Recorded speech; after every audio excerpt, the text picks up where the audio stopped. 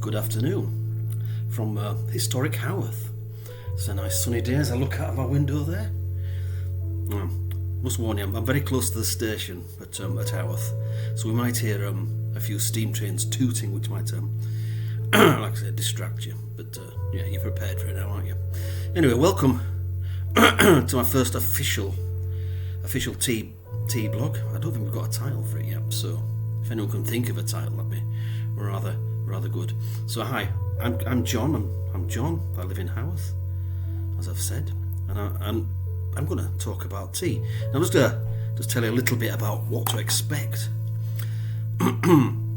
Every week, yeah, I'm gonna sample a new tea that I've not tried before.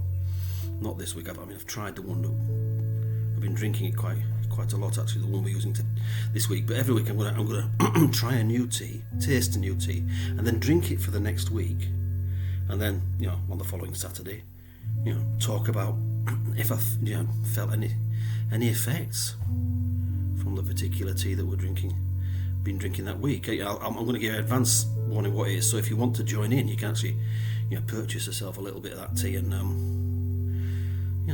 kind of join in with me.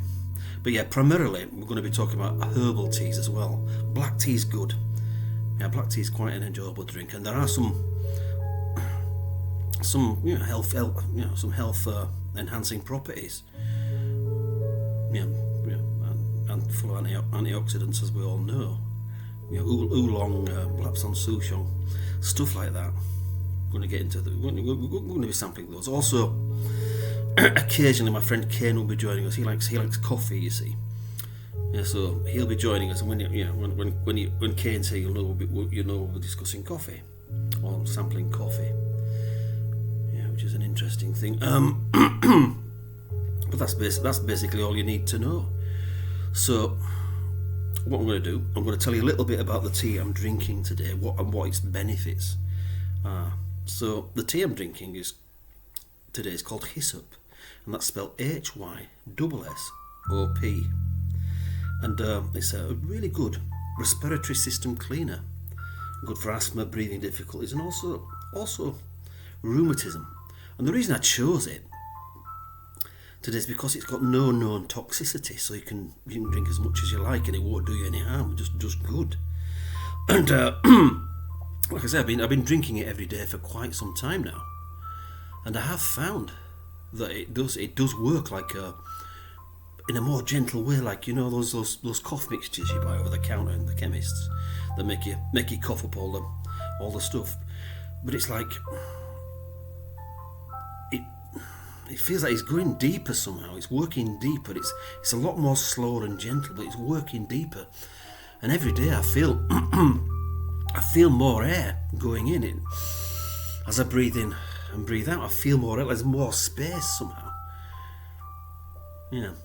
But having said that, I did smoke an awful lot of cigarettes up to about 4 years ago. And I'm sure there's a lot of deep phlegm. You know what I mean? As a mucus tried to help my lungs there, or heal them. But anyway, so I'm sure there's some deep phlegm. I just hope, it's an aside really, but I just hope that my lungs aren't so damaged that when the phlegm's all removed, my insides will just crumble away to dust or something. I don't really fancy that, but the minute there is now. My dosage at the minute, I'm just being very cautious with it all, because you don't want to be poisoning yourself, do you? But I take 1 teaspoon and I brew that for 4 minutes. Yeah, I've got a little infuser teapot, but I do that for 4 minutes, and that's all right. That seems to. It's probably a very mild dose. Hyssop. On some of the websites I've looked when I've been researching this, and even in the books, it says brew it for about 10 minutes. But sometimes, you end up chewing it almost. But it's like when I was a kid, And you'd always get told off, wouldn't you, if you left the tea brew for too long. Oh, it's steeped. Oh no, you spoilt the tea now. You've steeped it or something like that, and it'd spoil it. Overbrewed it, basically, and it'd spoil it. So yeah, I don't want to overbrew it, and I don't make the things too strong until I'm sure. You know, I know what I'm doing and I'm safe with these things. Yeah, because if any of you guys are going to follow me and copy what I do, then I don't want to be responsible for some kind of terrible massacre. Terrible massacre. I've only got 8 subscribers at the moment. 8 people, but that's good. 8 subscribers subscribing to that strange preliminary thing. Anyway, I also sweeten my tea at the minute. Just a quarter of a teaspoon of honey, just to take that bitter kind of leafy taste. I think to my mind, it's a leafy taste.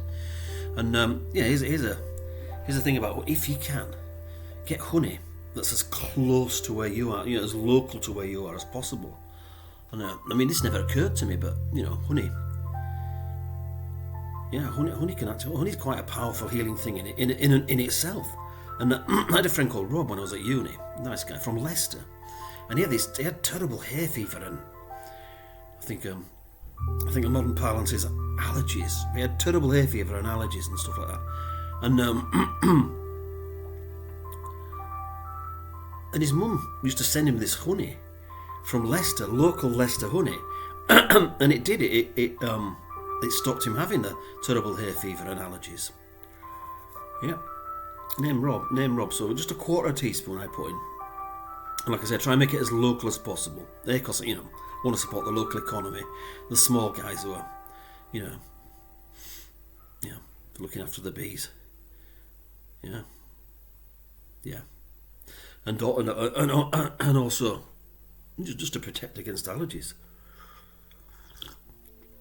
You never know. And now, I'm going to taste it. So... Don't know why I'm using this pot. It's not. I've got some clear cups, so next week I'll use a clear cup so you can actually see what it looks like. It's just like, what can I say? A light beer. I was gonna sort of liken it to some kind of bodily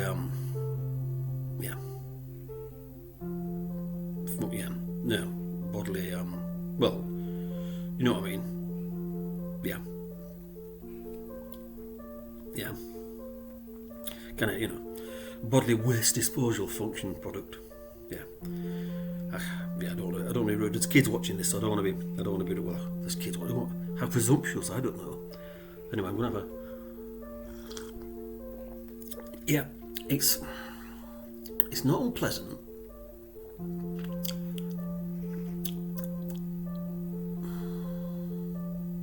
It's not unpleasant at all, and the honey just takes the edge off. But it's, I brewed it a while ago. Leave it about 5 minutes to cool, because you can, because you put in boiling water. It's just boiling water essentially. That's had, some leaves put through it, or steeped in it. But and you can burn your throat and tongue and stuff. So be careful. Look, I leave it about 5 minutes before I start drinking it. But it's quite, and it's quite. There is a little minty hint. Quite predominantly leafy though. But I don't mind it. It just goes down. Some of them, like it just goes down like mint. Mint does change. It does make your mouth feel funny, man. A friend of mine, Megan, who came over one Saturday with Kane to sort of just get an idea of how to do this. Just help us with an idea of how to do this. She didn't like the mint tea. Said it made her mouth feel funny. But if you've got fever or all that, get a bit of mint tea down you, because it's good at cooling you. It really is. So anyway, that's it. That's really nice. Now, I am interested in in health, but finding health finding your health without the aid of medication, like herbs just grow by the side of the road, don't you? I don't know. I'm sure artificial medication's very good, because I think they've worked it out to work at an almost genetic level, haven't they? You take this pill and it targets specific genes and causes them to react or behave in particular ways, which is quite, it's quite good. But I don't know. Sometimes I think we mess with stuff too much as scientists. But anyway, like I say, I'm interested in kind of, shall I say, natural health things. And ages ago, I read somewhere in a magazine. You know these magazines where they say scientists suggest that research proves blah blah blah, and apparently some scientists were suggesting that their research proved that cheese could alleviate deafness. Now I'm 62 years old at the time of recording. I do find the old hearing is a bit not quite as sharp as it was, but then I used to listen to music right loud in headphones, you know what I mean, before bass limiters came in. But yeah, so I thought it'd be fun. I mean, this article suggested you have 400 grams of cheese a day for it to be effective, but I thought no, I'm thinking that's a bit excessive, so I'm going to try 50 grams.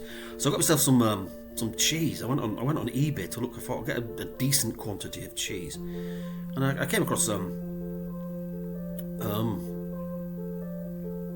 the most reasonable one I could see, really, mind you, was something called Cornish Yard cheese. Now, there's, I mean, when I told someone this, they said, oh yeah, it wouldn't be cheddar, would it? Don't know if there was an edge to that or not, but anyway, just want to, I'm not a pretentious git. There are things going on in my mind that led to this. It's like this York cheese is wrapped in nettles, and if you're ever going to give up black tea for whatever reason, you're thinking of a really nice alternative, I can think of nothing finer to drink than nettle tea, and it's got loads of protein, really good for you. And you do actually feel invigorated. I do always feel invigorated when I've drunk it. Really, really good drink, isn't it? But it's wrapped in nettles, so that kind of association kind of led me towards purchasing it. But also a long time ago, when my brother got married, my sister did this wonderful thing for him. She bought him a cheesecake. Yeah, not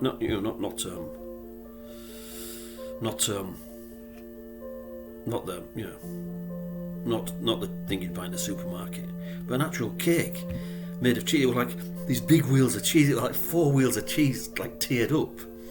Yeah, and one of them was Norwegian, not Norwegian.